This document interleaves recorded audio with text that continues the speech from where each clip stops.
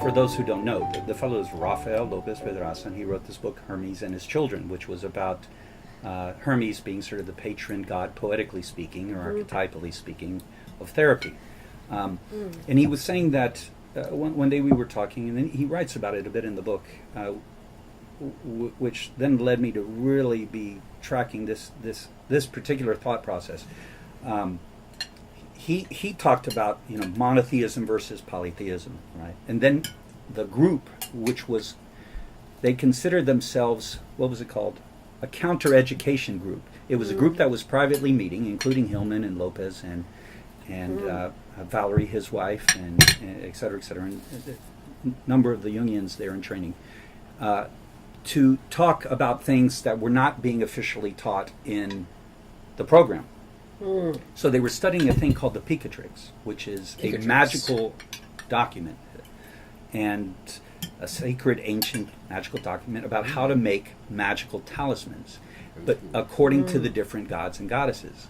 And as they were doing this, all sorts of synchronicities started happening that really moved them very much, which led him to think that, and develop this idea that in the psyche has this tension of monotheism, polytheism, one god, and the many gods, archetypally speaking. Thank you. Yes. And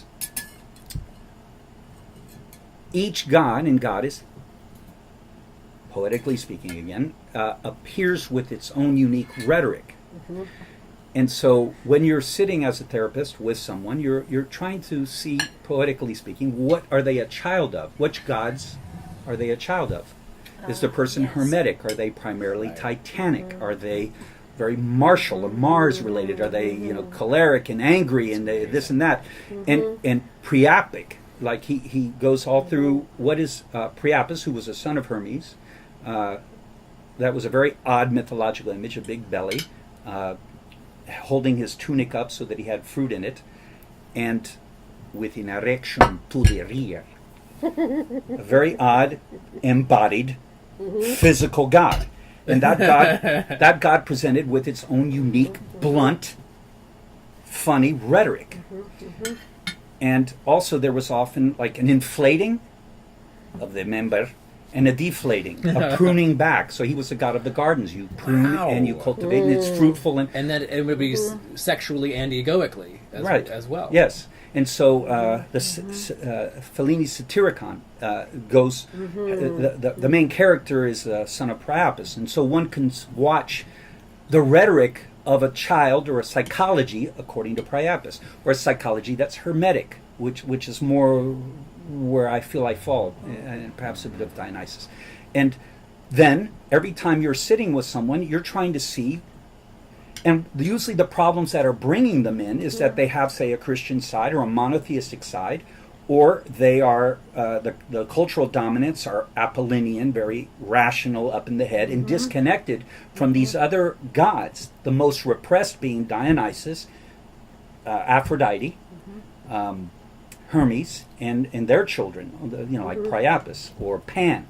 And so these gods grip the stage, come up in the psyche, and you have to detect.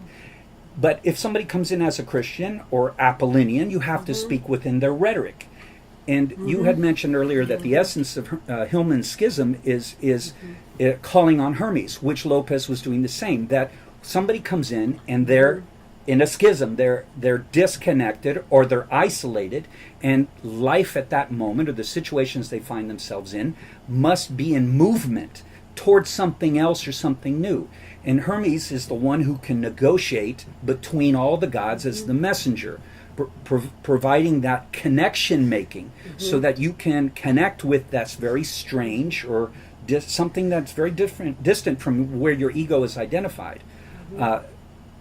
So his suggestion is that Jungian psychology and archetypal psychology, which has been extended out by Hillman and others, is to cultivate a rich imagination with all the different kinds of rhetoric and know how to connect between them.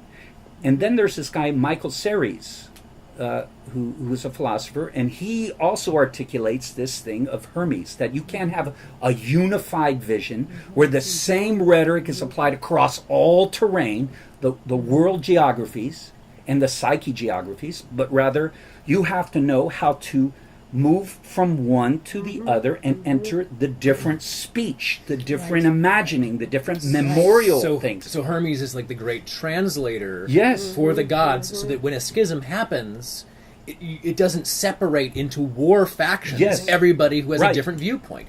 Hermes is the converger of perspectives. He says, okay, I can't break you away from your perspective, but I can weave our perspectives together. I can communicate, translate from you to you to you to you, so that we can actually still work together.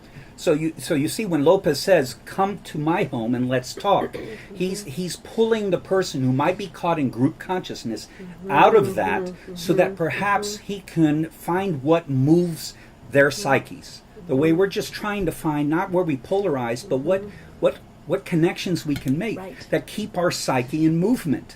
Because when it stops moving, that's when the stagnation happens, which yoga is always trying to break up, so that there's your life keeps in movement. Maybe not getting to some place in particular, but flowing, following the Tao, staying where because something got stuck. Keeping your brain synapses growing. Yes. So that your brain doesn't just suddenly seize up and then you die 5 years after retirement.